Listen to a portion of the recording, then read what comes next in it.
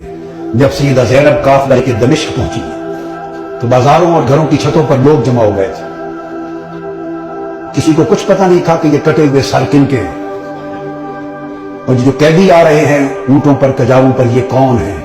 صرف اتنا اعلان کیا ہوا تھا کہ حکومت کے کچھ باغی تھے اور باغیوں کو قتل کر دیا گیا.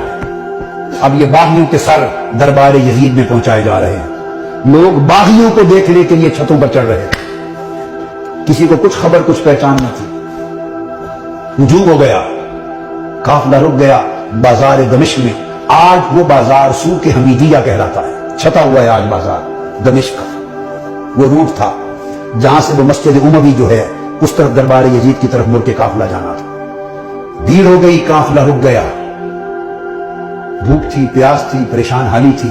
تو چھتوں پہ جو لوگ چڑھ گئے تھے ان میں ایک خاتون بھی چڑھ گئی تھی, بوڑھی. اس خاتون نے دیکھا قیدی ہیں, مسافر ہیں, پریشان حال ہیں.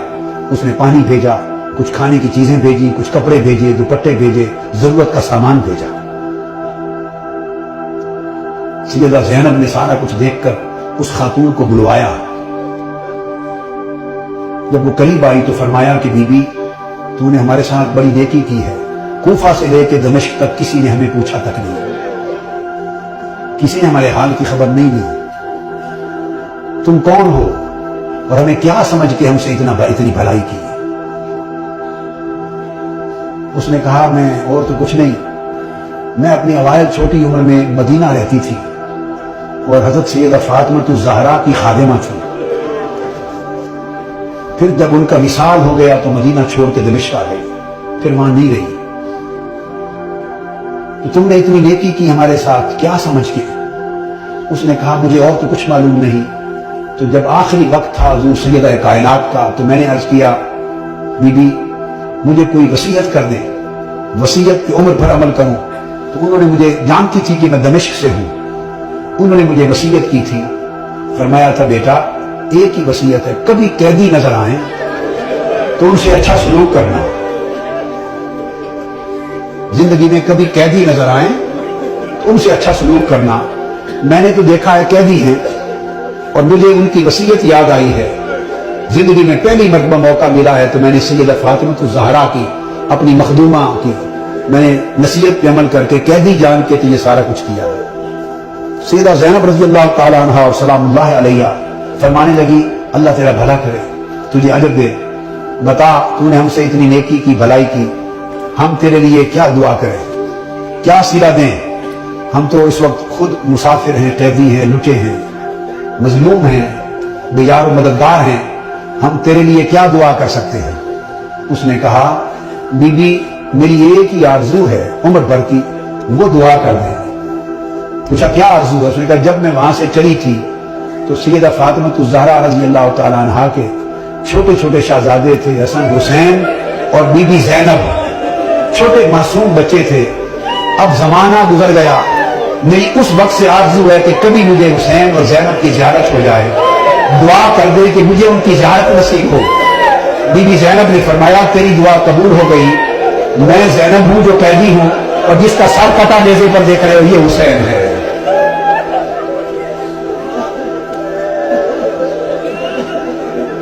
اللہم صلی علی سیدنا مولانا محمد وعلی آلہ وصحبہ وبارک وسلم.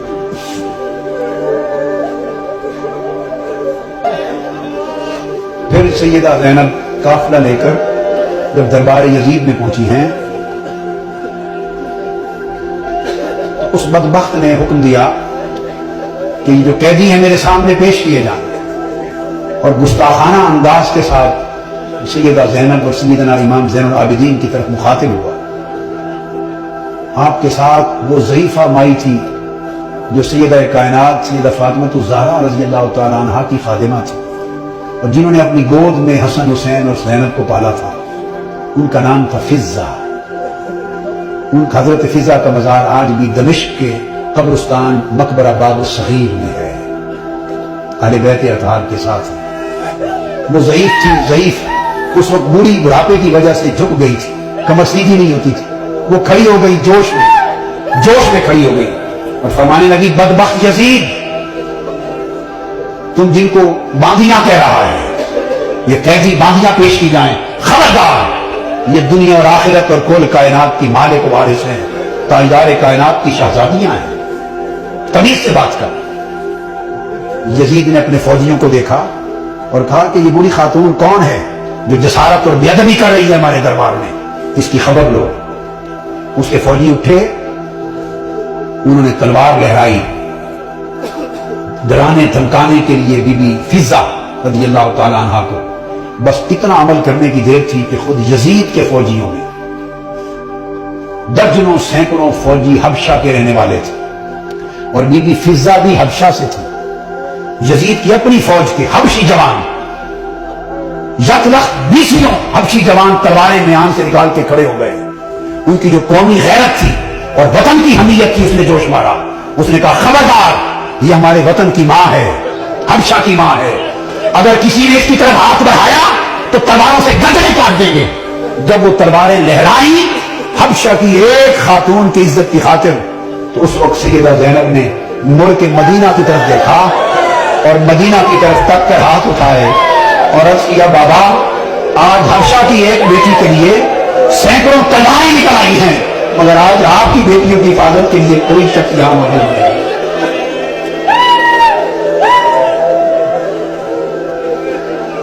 اللہم صلی علی سیدنا و مولانا محمد وعلی آلہ وصحبہ وبارک وسلم۔ الصلاۃ والسلام علیک یا سیدی یا رسول اللہ وعلی آلک واصحابک واہل بیتک یا حبیب اللہ وعلی آلک واہل بیتک وذریتک یا حبیب اللہ۔